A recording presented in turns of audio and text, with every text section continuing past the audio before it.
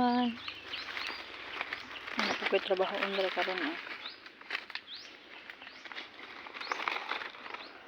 Kung mga nasa kang akong ibang balhin dali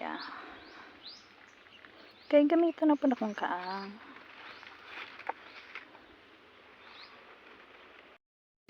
Limpyo ng mga kaang.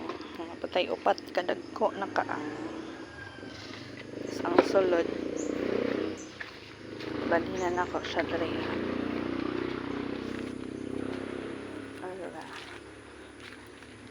Gani ni ulan gabi eh.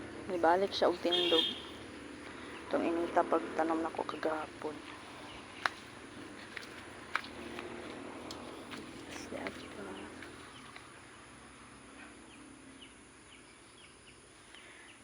Ang daisy akong gibalhin dito katong diri tapad sa kamote.